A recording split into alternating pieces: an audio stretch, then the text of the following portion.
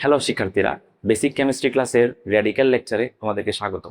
তো আজকের ক্লাসে আমরা মূলত র্যাডিক্যাল নিয়ে আলোচনা করব। র্যাডিক্যাল কেমিস্ট্রির খুবই ইম্পর্ট্যান্ট একটা টপিক।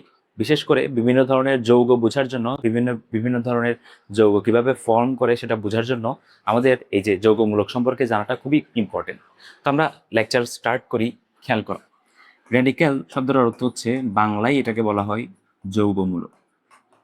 তো যৌগ বলতে তো আমরা সবাই জানি, যৌগ বলতে বোঝানো হয় যে পরমাণুগুলো একে অপরের সাথে বন্ধন করে যেটা তৈরি করে সেটাকে আমরা বলবো যৌগ। তো এই যৌগ যখন একটা নির্দিষ্ট আয়নের মতো আচরণ করে, বা একটা একটা সিঙ্গেল অ্যাটমের মতো আচরণ করে, বা একটা সিঙ্গেল আয়নিত অ্যাটম বা আয়নযুক্ত অ্যাটমের মতো যখন আচরণ করে, তখন সেটাকে আমরা যৌগমূলক বলবো। একটা এক্সাম্পল দিলে বুঝতে পারবা। যেমন ধরে নাও আমাদের সালফেট। এই যে সালফেট, তো সালফেট হচ্ছে দেখতে এরকম হয়, খেয়াল করো। সালফেট হচ্ছে দেখতে এরকম, এটা হচ্ছে আমাদের সালফেট। তো সালফেট অবশ্যই একটা যৌগ। কেন? কারণ এটা সালফার এবং অক্সিজেন দিয়ে তৈরি। তবে এই পুরো যৌগটা তোমার এই -2 মানে ঋণাত্মকলি চার্জড অবস্থায় আছে, নেগেটিভলি চার্জড অবস্থায় আছে। তো এই পুরো যৌগটা যেহেতু 2- আকারে আছে, সে পুরো যৌগটা একসাথে একটা আয়নের মতো আচরণ করতেছে। মানে এক কথায়, সালফেট যেহেতু 2- অবস্থায় আছে, সালফেট চাচ্ছে তার সামনে বা তার পাশে কেউ কি হিসেবে আসুক, 2+ হিসেবে আসুক। তাহলে খেয়াল করো, এই যে এটা হচ্ছে সালফেট, এটা হচ্ছে সালফেট SO4 2-। সে চাইতেছে এখানে কেউ আসুক যার মধ্যে 2+ থাকবে। তাহলে 2+ থাকলে সুবিধা কি হবে? এই 2+, এই 2- ক্যান্সেল আউট করে দিলে এখানে একটা যৌগ আমরা ফর্ম করতে পারবো, একটা যৌগ তৈরি করতে পারবো। তো এখানে 2+ হিসেবে যে কেউ আসতে পারে, আমরা দেখবো পরে কে আসবে। তো এই হচ্ছে আমাদের মূলত যৌগমূলক। তাহলে একটা যৌগ যেটা একটা আয়নের মতো আচরণ করতেছে, এই পুরো ব্যাপারটাকে আমরা বলি হচ্ছে যৌগমূলক। তাহলে আমরা একটা কাজ করি, যে এই যৌগমূলক আসলে কি কি আছে, আমাদের কয় ধরনের যৌগমূলক আছে সেগুলো আমরা একটু দেখবো এখন।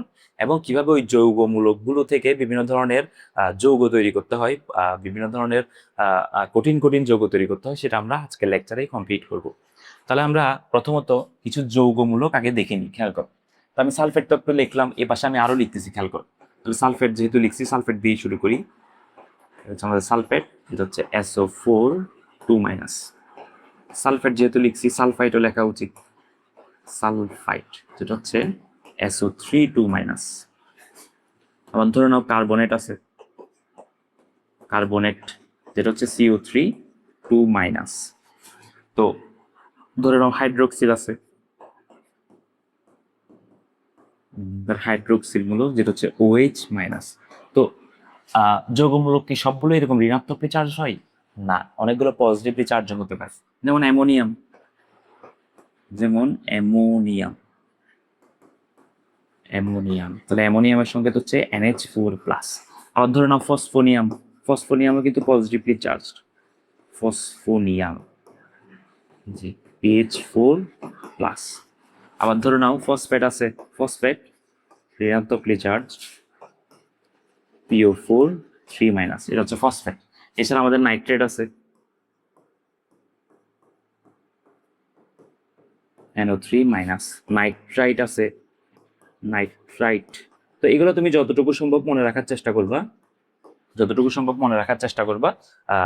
এগুলো তুমি যদি ঘরের মধ্যে কয়েকবার প্র্যাকটিস করো, কয়েকবার লিখো, এগুলো তোমার মাইন্ডের মধ্যে থাকার কথা। তো কেন এগুলো আমাদের জানা দরকার? আমাদের মূলত যৌগ তৈরি করার জন্য এগুলো জানা দরকার। কিরকম যৌগ সেটা বোঝার আগে আমি একটু বেসিকটা তোমাদের একটু বিল্ড আপটা একটু দেই, খেয়াল করো। যে আমরা তো জানি যে সোডিয়াম, আমাদের এই যে সোডিয়াম, আমাদের এই যে ম্যাগনেসিয়াম এবং আমাদের এই যে অ্যালুমিনিয়াম, এরা পাশাপাশি পরমাণু। এরা তৃতীয় পর্যায়ে গ্রুপ 1, গ্রুপ 2 এবং গ্রুপ 3 এর পরমাণু। তো আমরা তো জানি যে সোডিয়াম বন্ধন যখন তৈরি করতে চায়, তখন সে তার সর্বশেষ শক্তি স্তর থেকে একটা ইলেকট্রন ত্যাগ করে সোডিয়াম প্লাসে রূপান্তর হয়। যদি তোমাদের একটু কনফিউশন লাগে, তুমি সোডিয়ামের এরকম বিন্যাসটা করে দেখতে পারো। দেখবা তার তৃতীয় শক্তি স্তরে একটা ইলেকট্রন আছে, এবং সে স্থিতিশীল হওয়ার জন্য সে ওই একটা ইলেকট্রনটা ত্যাগ করবে, ত্যাগ করে সে কোন আয়নে পরিণত হবে? যে সোডিয়াম প্লাস বা ক্যাটায়নে রূপান্তর হবে। ঠিক একইভাবে ম্যাগনেসিয়ামের সর্বশেষ শক্তি স্তরে কিন্তু দুইটা ইলেকট্রন আছে, সে এই দুইটা ইলেকট্রন ত্যাগ করে ম্যাগনেসিয়াম 2+ আয়নে রূপান্তর হবে। এবং একইভাবে অ্যালুমিনিয়াম তার সর্বশেষ শক্তি স্তরে তিনটা ইলেকট্রন ত্যাগ করে অ্যালুমিনিয়াম থ্রি প্লাসে রূপান্তর হবে। তাহলে এই ব্যাপারটা থেকে আমি জাস্ট এটুকু তোমাকে বোঝাতে চাচ্ছি যে আমাদের সোডিয়াম, ম্যাগনেসিয়াম এবং অ্যালুমিনিয়াম এরা ইলেকট্রন দান করার পর কিসে কিসে রূপান্তর হয়। সোডিয়াম রূপান্তর হয় সোডিয়াম প্লাসে, ম্যাগনেসিয়াম রূপান্তর হয় ম্যাগনেসিয়াম 2 প্লাসে, এবং অ্যালুমিনিয়াম রূপান্তর হয় অ্যালুমিনিয়াম 3 প্লাসে। এই ব্যাপারটা আপাতত আমরা একটু মাথায় রাখি। তো এইবার আমরা বিভিন্ন ধরনের যৌগ আসলে তৈরি করতে পারবো। কিভাবে তৈরি করতে পারবো খেয়াল করো। ধরে নাও আমি সালফেটকে নিলাম। তাহলে সালফেট হচ্ছে কিরকম? সালফেট হচ্ছে একটা যৌগ যেটা একটা আয়নের মতো আচরণ করবে। তাহলে এবার তুমি আমাকে বল, এটা যদি 2 মাইনাসের মতো আচরণ করে, তার সামনে কাকে নিয়ে আসলে, এখান থেকে এই তিনজনের মধ্যে কাকে নিয়ে আসলে এই পুরো যৌগটা নিউট্রাল হয়ে যাবে, মানে এই 2 মাইনাসকে বাদ দিয়ে দিতে পারবে, কেটে দিতে পারবে। কাকে আনলে বলো তো? নিশ্চয়ই 2 প্লাসকে, ম্যাগনেসিয়ামকে। এই যে ম্যাগনেসিয়ামের 2 প্লাস যদি আমি আনি, খেয়াল করো, এই যে ম্যাগনেসিয়ামের 2 প্লাস যদি আনি, এই 2 প্লাস এই 2 মাইনাসকে ক্যান্সেল আউট করে দিবে। ফলে এই পুরো যৌগটা হয়ে যাবে তখন নিরপেক্ষ। তখন আমি কি যৌগ পাবো? আমি ম্যাগনেসিয়াম সালফেট পাবো। এই হচ্ছে ব্যাপার। তাহলে এখন তোমার কাছে প্রশ্ন আসতে পারে যে ভাইয়া, সালফেট যেহেতু 2 মাইনাস, তো সালফেটের সাথে আমি 2 প্লাস আনলাম, তা আমি কি কখনো +1 আনতে পারবো না?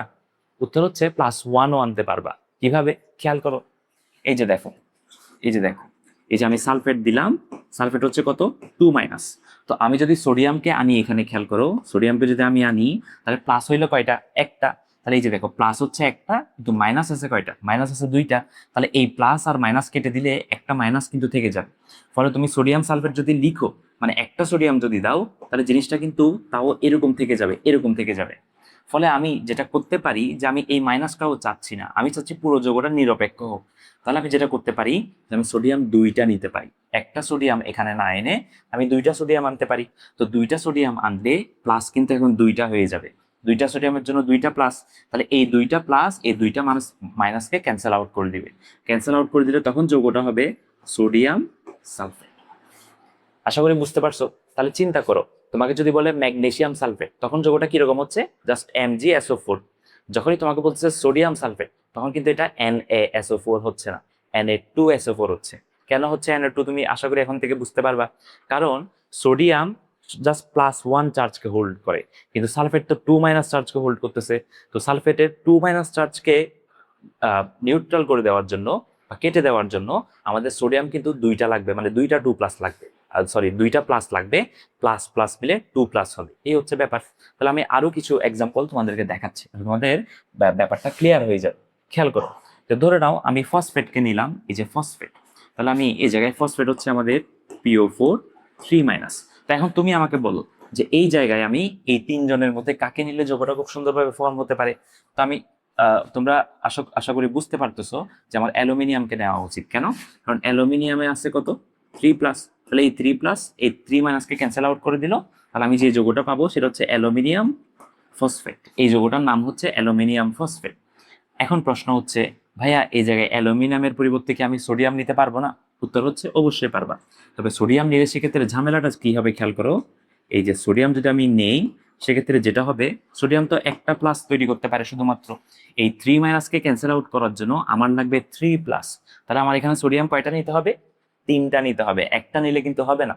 তাহলে আমি সোডিয়াম নিলাম 3টা। এই যে দেখো, সোডিয়াম নিলাম 3টা, আর এই হচ্ছে আমাদের PO4। এটাই হচ্ছে আমাদের সোডিয়াম ফসফেট। আবার আমি যদি ম্যাগনেসিয়াম নিতে চাই, তাহলে কি ভাইয়া হবে না? ম্যাগনেসিয়ামকে আমি নিতে পারবো না? উত্তর হচ্ছে ম্যাগনেসিয়ামও নিতে পারবা। কিভাবে? খেয়াল করো, এই যে খেয়াল করো, এখানে ম্যাগনেসিয়ামটা দেখাচ্ছি। তাহলে প্রথম আমি ফসফেটটা লিখলাম, ফসফেট হচ্ছে 3 মাইনাস। তো এখানে যদি আমি ম্যাগনেসিয়াম এখন নেই, তাহলে ম্যাগনেসিয়াম তো হয়ে গেল 2 প্লাস। তাহলে ব্যাপারটা তো মিলতেছে না। ম্যাগনেসিয়াম দুইটা প্লাস দিচ্ছে, আর ফসফেট 3টা মাইনাস আসতেছে এখান থেকে। তো 2টা 3টা তো কাটাকাটি যাচ্ছে না। তাহলে আমরা কাটাকাটি যাবে এরকম একটা ফরম্যাটে নিয়ে যাই। খেয়াল করো, যদি আমি +2কে, এই +2কে যদি 3 দিয়ে গুণ দেই, এবং এই -3কে যদি আমি 2 দিয়ে গুণ দেই, তাহলে আমার চার্জ কত দাঁড়াচ্ছে খেয়াল করো তো। 3 দুগুণে +6, 3 দুগুণে -6। তার মানে কি বুঝলাম আমরা? এই যে ম্যাগনেসিয়াম যদি আমি 3টা নিতে পারি, সরি, ম্যাগনেসিয়াম যদি আমি, খেয়াল করো, এই যে এই এই এই ম্যাগনেসিয়াম এবং ফসফেট। তো ফসফেট তো আমরা বললাম 3 মাইনাস। এখন ফসফেট যদি আমি দুইটা নিতে পারি, এই যে ফসফেট যদি এরকম দুইটা নিতে পারি, তাহলে 3 মাইনাস 3 মাইনাস মিলে কত পাচ্ছি আমি? টোটাল 6 মাইনাস পাচ্ছি। আর ম্যাগনেসিয়াম তাহলে আমার 6 প্লাস করতে হবে নিশ্চয়ই। তো ম্যাগনেসিয়াম 6 প্লাস আমি কিভাবে করতে পারি? যদি আমি ম্যাগনেসিয়াম কয়টা নিতে পারি?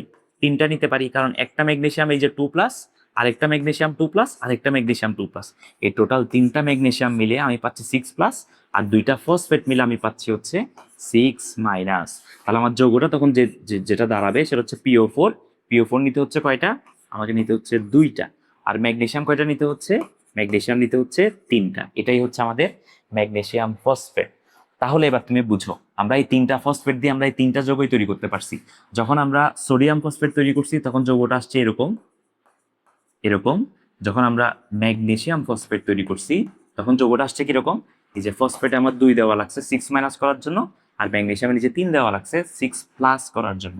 আর অ্যালুমিনিয়াম ফসফেটের ক্ষেত্রে অ্যালুমিনিয়ামে 3 আছে +3, আর ফসফেটে তো 3- আছেই। তাহলে আমাকে এত কোনো কাজ করা লাগতেছে না, এত কিছু। আমি জাস্ট অ্যালুমিনিয়াম ফসফেট এভাবে করে লিখলেই হয়ে যাচ্ছে ব্যাপারটা। তাহলে খেয়াল করো, সোডিয়াম ফসফেট, ম্যাগনেসিয়াম ফসফেট এবং অ্যালুমিনিয়াম ফসফেট, এই 3টা যৌগই আমরা এখন শুধুমাত্র যৌগমূলকের সাহায্য নিয়েই তৈরি করতে পারতেছি। তাহলে আমরা আরো একটা দেখার চেষ্টা করি, খেয়াল করো। তাহলে এটা আমি মুছে দিচ্ছি, এটা আমি মুছে দিচ্ছি। তো আমি একটা কাজ করি, আমি এই যে হাইড্রোক্সিল নিয়ে কাজ করতেছি, খেয়াল করো। তাহলে আমি এই যে এটা হচ্ছে আমাদের একটা হাইড্রোক্সিল মূলক মাইনাস। তাহলে এই জায়গায় যদি আমি এই 3জনকে নিয়ে আসতে চাই তাহলে জিনিসটা কিরকম দাঁড়াবে খেয়াল করো। আমি যদি সোডিয়াম নিয়ে আসি তাহলে খুব সুন্দর মিলে গেল, সোডিয়াম একটা প্লাস, হাইড্রোক্সিল একটা মাইনাস। তাহলে এই যে এই 2জনকে ক্যান্সেল আউট করে দেওয়ার পর আমরা যে যৌগটা পাবো সেটা হচ্ছে সোডিয়াম হাইড্রোক্সাইড। সোডিয়াম হাইড্রোক্সাইড পেয়ে গেলাম, খুব সহজ। এবার ম্যাগনেসিয়ামের ক্ষেত্রে চিন্তা করো, তাহলে আমি OH- নিলাম। এই ম্যাগনেসিয়ামকে যদি আমি আনি, ম্যাগনেসিয়াম কিন্তু 2+ তৈরি করবে। তাহলে এখানে একটা ঝামেলা তৈরি করলো, কারণ হাইড্রোক্সিল আয়নটা একটা ঋণাত্মক আয়ন হোল্ড করতেছে, আর ম্যাগনেসিয়াম কিন্তু 2টা প্লাস হোল্ড করতেছে। তো এই ব্যাপারটাকে ব্যালেন্স করার জন্য এখন আমার কি করা উচিত? আমার হাইড্রোক্সিল 2টা নেওয়া উচিত। তাহলে খেয়াল করো, আমি যদি আরেকটা হাইড্রোক্সিল নিতে পারি তাহলে ম্যাগনেসিয়ামের 2+, আর 2টা হাইড্রোক্সিলের মাইনাস মাইনাস মিলে 2-। তাহলে এই 2+, 2- কে কেটে দিবে, ফলে টোটাল যৌগটা আসলে কি দাঁড়াবে? টোটাল যৌগটা দাঁড়াবে একটা ম্যাগনেসিয়াম, কিন্তু হাইড্রোক্সাইড কয়টা? হাইড্রোক্সাইড 2টা। হাইড্রোক্সিল মূলক কয়টা? হাইড্রোক্সিল মূলক 2টা। এটাই হচ্ছে আমাদের ম্যাগনেসিয়াম হাইড্রোক্সাইড। ঠিক একইভাবে যদি আমি অ্যালুমিনিয়ামের কথা চিন্তা করি, খেয়াল করো, তাহলে আমি OH- নিলাম। যখনই আমি এখানে অ্যালুমিনিয়াম নিব, অ্যালুমিনিয়াম কিন্তু 3+ তৈরি করবে। তো এই 3+কে প্রশমিত করার জন্য আমার হাইড্রোক্সিল একটা নিলে তো হবে না, 3টা নিতে হবে। তাহলে আমার যৌগটা তখন কিরকম দাঁড়াবে? অ্যালুমিনিয়াম OH নিতে হবে কয়টা? 3টা। তাহলে খেয়াল করো, এটা হচ্ছে সোডিয়াম হাইড্রোক্সাইড, এটা সোডিয়াম হাইড্রোক্সাইড, এটা হচ্ছে আমাদের ম্যাগনেসিয়াম হাইড্রোক্সাইড, এবং এটা হচ্ছে আমাদের অ্যালুমিনিয়াম হাইড্রোক্সাইড।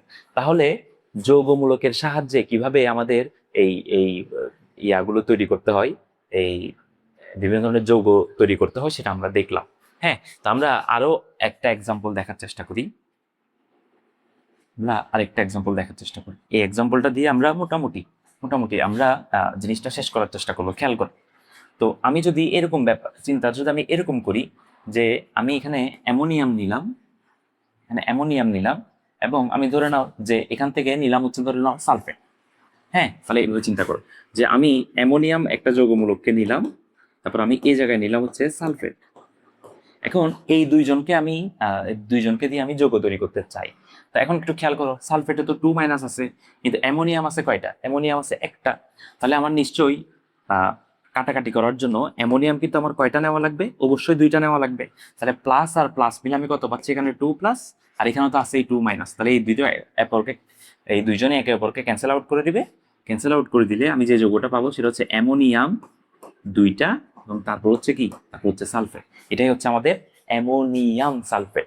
তাহলে বুঝতে পারতেছো? এইবার এতটুকু যদি তুমি বুঝো, এতটুকু যদি তুমি বুঝো, তাহলে তোমাদেরকে একটা শর্টকাট দিতে পারি যে কিভাবে এই যৌগগুলো খুব সহজে তুমি কি করতে পারো, মনে রাখতে পারো, বা কিভাবে এই যৌগগুলো খুব সহজে তৈরি করতে পারো। একটু খেয়াল করো, আমি এই যে প্রিভিয়াস এই লেকচারটাতে এই প্রিভিয়াস যে যৌগগুলো তৈরি করতেছিলাম সেগুলো, যেমন অ্যামোনিয়াম সরি যেমন হাইড্রোক্সিল দিয়ে আমরা তৈরি করতেছিলাম, একটা পাইছিলাম হচ্ছে আমরা সোডিয়াম হাইড্রোক্সাইড এরকম, একটা পাইছিলাম আমরা ম্যাগনেসিয়াম হাইড্রোক্সাইড এরকম, এবং একটা পাইছিলাম আমরা অ্যালুমিনিয়াম হাইড্রোক্সাইড এরকম, তাই না? খেয়াল করো, তো যে ব্যাপারটা তো আসলে এরকম ছিল, তাই না? OH এর উপর ছিল মাইনাস, আর সোডিয়ামের উপর ছিল একটা +1, আর ম্যাগনেসিয়ামের উপর ছিল +2, এবং অ্যালুমিনিয়ামের ছিল +3। তো সোডিয়ামের উপর যেহেতু +1, তাহলে সোডিয়ামের যোজনী আমি বলতে পারি 1, ম্যাগনেসিয়ামের উপর যেহেতু 2+, তাহলে ম্যাগনেসিয়ামের যোজনী বলতে পারি আমি 2, এবং অ্যালুমিনিয়ামের যেহেতু উপরে 3+, তাহলে অ্যালুমিনিয়ামের যোজনী বলতে পারি আমি 3। একইভাবে হাইড্রোক্সিলের উপরে যেহেতু সবসময় মাইনাস থাকে বা -1 থাকে, এই জন্য হাইড্রোক্সিলের যোজনী বলতে পারি আমি 1। তো শর্টকাটটা হচ্ছে, যখন আমরা যৌগ তৈরি করব তখন আমরা একজনের যোজনী আরেকজনের নিচে ট্রান্সফার করব, তাহলে খুব সহজে যৌগটা তৈরি হয়ে যায়। কিরকম ব্যাপারটা আমি এক্সপ্লেন করি, খেয়াল করো। এখানে বলো তো হাইড্রোক্সিলের যোজনী কত? 1। সেই যোজনী ওর নিচে দিয়ে দাও, সোডিয়ামের নিচে দিয়ে দাও, আর সোডিয়ামের যে যোজনী সেটা হাইড্রোক্সিলের নিচে দিয়ে দাও, তাহলে এই যৌগটা তৈরি হইলো। তুমি বলতে পারো যে ভাইয়া 1 কই দিলেন, এখানে তো 1 দেন নাই। তো এই যে সোডিয়ামটা দিছি, সোডিয়াম নিজেই তো 1, এই জন্য 1 আর দেওয়ার আসলে দরকার পড়ে না। আবার তুমি এই জিনিসটা আরো বেশি ফিল করতে পারবা ম্যাগনেসিয়ামে আসলে, খেয়াল করো। ম্যাগনেসিয়ামের যোজনী কত বলো তো? 2। এই যে ম্যাগনেসিয়ামের যোজনী 2, সেই 2টা আমি কার নিচে দিয়ে দিব? হাইড্রোক্সিলের নিচে দিয়ে দিব। আর হাইড্রোক্সিলের যোজনী কত? 1। সেই একটা কার নিচে দিয়ে দিব? ম্যাগনেসিয়ামের নিচে দিয়ে দিব। তাহলে 1 দেওয়া যে কথা, না দেওয়াও একই কথা। তাহলে যৌগটা খুব সহজে তৈরি হয়ে গেল। এবার অ্যালুমিনিয়ামেরটা চিন্তা করো। তো যখনই তুমি অ্যালুমিনিয়াম হাইড্রোক্সাইড চিন্তা করবে, এইভাবে চিন্তা করতে পারো যে অ্যালুমিনিয়াম হাইড্রোক্সাইড লিখলাম, তো অ্যালুমিনিয়ামের যোজনী তো 3 আমি জানি, তাহলে সেটা কার নিচে দিয়ে দেওয়া উচিত? হাইড্রোক্সিলের নিচে নিচে দিয়ে দেওয়া উচিত। আর হাইড্রোক্সিলের যোজনী তো 1, সেটা দেওয়া উচিত কার নিচে? অ্যালুমিনিয়ামের নিচে। তাহলে এই শর্টকাট ইউজ করেও তুমি চাইলে কি করতে পারো? যৌগমূলক থেকে যৌগ তৈরি করতে পারো। তবে আমি তোমাদের সাজেস্ট করব যে এরকম শর্টকাট অ্যাপ্লাই করার আগে তোমার পুরো ব্যাপারটা এই প্লাস এবং মাইনাস দিয়ে ক্যালকুলেশন করে চিন্তা করা উচিত যে যৌগগুলা যৌগমূলক থেকে কিভাবে তৈরি হচ্ছে। তো এখানে তো আমি অসংখ্য যৌগমূলক তোমাদেরকে দিয়ে রাখছি। তোমরা এই যৌগ, যেমন আমি কার্বনেট হয়তো করি নাই, সালফাইড আমি করি নাই, নাইট্রেট আমি করি নাই। তোমরা চাইলে এই যে sodium sulphate, sodium carbonate, magnesium nitrate, aluminium nitrite, এরকম বিভিন্ন ধরনের তোমরা যৌগ তৈরি করে সেই যৌগগুলোর সংকেত কমেন্টে লিখে দিতে পারো। তাহলে যৌগমূলকের লেকচার এতটুকুই।